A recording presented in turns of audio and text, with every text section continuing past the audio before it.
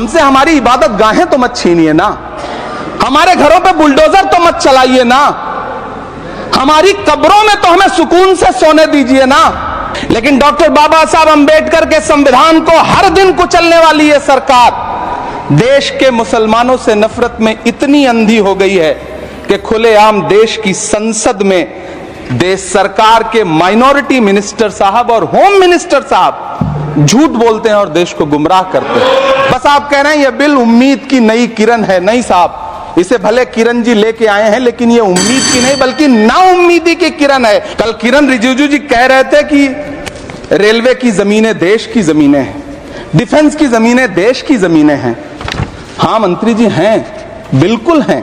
तो हम भी तो इसी देश के नागरिक हैं, हम भी तो इसी देश के बेटे हैं, तो वक्फ की जमीनें भी तो इसी देश की जमीनें हैं, उनको पराया क्यों बोलते हैं आप? और मंत्री जी, मैं इस सदन में अलल ऐलान ये कहता हूं कि जब भी इस देश की जमीन को लहू की जरूरत होगी, आपसे 2 कदम आगे इमरान खड़ा मिलेगा। ये मैं आपसे यकीन दिलाते हुए कह रहा हूं कि इसी ठसक के साथ देश की संसद में सीए का कानून भी लाया गया था। इनसे नागरिकता लेने के लिए 2000 व्यक्ति भी नहीं आए, जबकि इसके उलट इन्हीं की सरकार में पिछले 10 साल में 15 लाख से ज्यादा भारतीयों ने भारत की नागरिकता छोड़ करके दूसरे देश में जाकर के बस गए।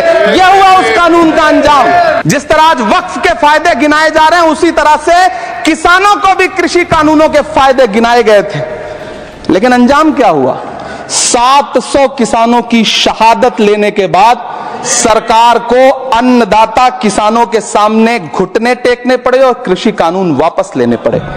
कल देश के माइनॉरिटी मिनिस्टर ने लोकसभा में खड़े होकर एक शेर सुनाया था कि मुझसे कोई बदगुमान न हो, तो मैं उन्हें एक शेर सुनाना चाहता हूं। मैं आज जद पे हूं तो इतना खुशगुमान न हो, चराग सबके बुझेंगे हवा किसी की नहीं। कि चरागों के सफर में दबदबा हो आंधियों का, तो फिर अंजाम जुल्मत के सिवा कुछ भी नहीं होगा।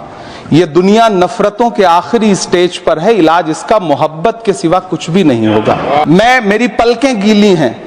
अगर देश की एक बहुत बड़ी आबादी को लगता है कि आप उसका भला करने के लिए नहीं बल्कि उनकी इबादत गाहों, उनकी कब्रिस्तानों, उनकी खानकाहों को बर्बाद करने का बिल ला रहे हैं, तो फिर आप अगर समझाने में नाकामयाब रहे हैं तो यह आपकी नाकामयाबी है। पहले समझाइए, उसके बाद कोई बिल लेकर के आइए, तब शायद हम आपका इतनी पुरजोर तरीके से विरोध